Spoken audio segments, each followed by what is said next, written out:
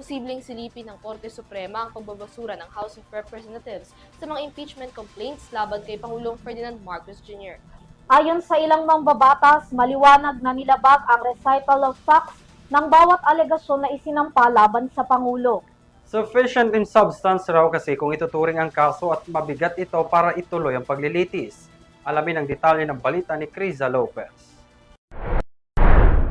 Kasunod ng pagbasura ng House Committee on Justice ng impeachment complaint laban kay Pangulong Ferdinand Marcos Jr., iginiit ni Caloocan 2nd District Representative Edgar Erice na maaaring silipin ng Korte Suprema ang umunoy paglabag ng Kamara. Matatandaan na ang dalawang impeachment complaint ni Pangulong Marcos ay idineklarang insufficient in substance.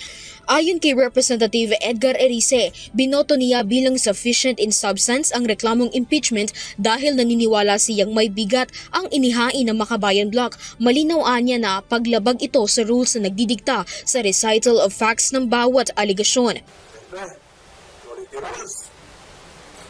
Ano po kami, pero sa tingin ko, dahil binawalan ito, boss, pwede rin pong makialam ang Korte Suprema sapagkat ito po ay tantamount to grave abuse of discretion.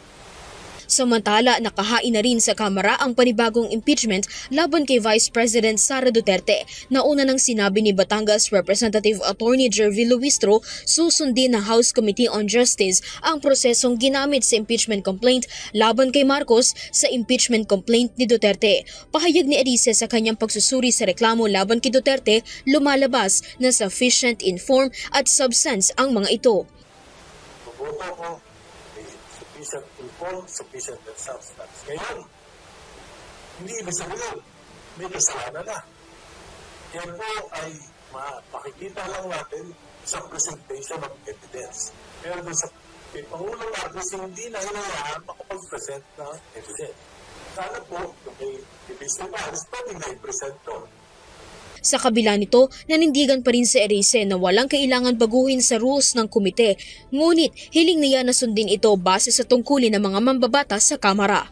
Para sa EuroTV News, Criza Lopez, sumasaludo sa bawat Pilipino.